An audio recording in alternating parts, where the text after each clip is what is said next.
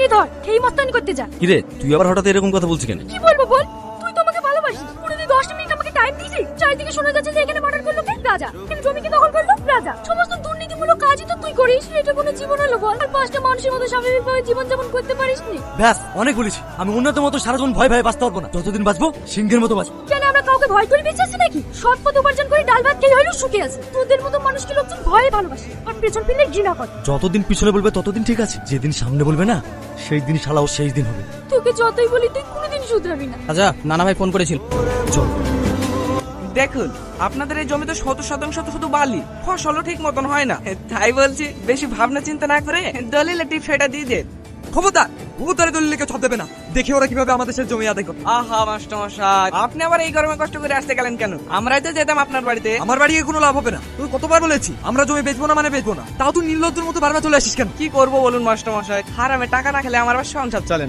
তাই বলছিলাম সবাই যখন সই করতে রাজি হয়ে গেছে আপনি আর না করবেন না। ওরা দিচ্ছে দেখ, আমি বেঁচে থাকতে এই জমি কাউকে দেবো না। আপনি মারা গেলে এই জমি কার নামে হবে সেটা আপনি কি করে জানবেন মাস্টার মশাই?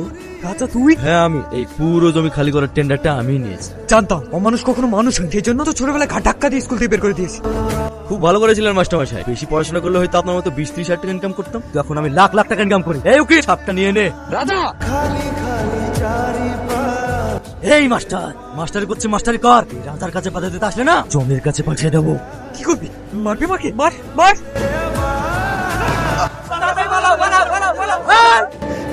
এই উকিল দলিলটা নিয়ে আয়।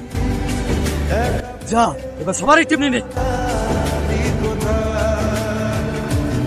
তাহলে উকিল বাবু আপনি বলতে চাইছেন এই লোকটাই মাস্টারকে খুন করেছে? হ্যাঁ, ওই জন্যই তো আপনার কাছে স্যারেন্ডার করতে এসেছি। আচ্ছা বাহ, খুব ভালো। আমরা যদি এরকম আসামি পাই তাহলে আর আমাদেরকে সরকারের তেল পরে কষ্ট করে আসামি ধরতে যেতে হবে না, তাই না সঞ্জয় বাবু? হ্যাঁ ম্যাডাম, আপনি ঠিকই বলেছেন।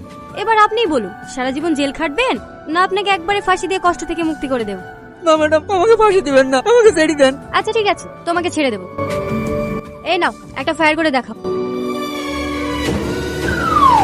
আরে চিসি ম্যাডাম, এ তো প্রস্রাব করে ফেলিছে। ইস, আপনারও পারে, কোথা থেকে জোগাড় করেন এসব লোক?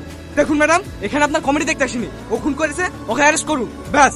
কমেডি তো আপনারা করছেন, খুন করবে অন্যজন আর আপনারা ফাঁসি দেবেন একটা নিরীহ মানুষকে, আর এটা আমাকে মেনে নিতে হবে? হ্যাঁ আপনি মেনে নিতে পারতো, কারণ ও নিজের মুখে স্বীকার করছে। ওইখানেই তো আমাদের হাত বাঁধা। উকিল বাবু, তো ছোট্ট গুলো যদি পেয়ে যায় খেলা তো সেই দিন দেখাবো আপনি। কতই যখন খেলার ইচ্ছা, তাহলে একদিন কোটায় আসুন না। তখন দেখালাম কে কত বড় খেলোয়াড়।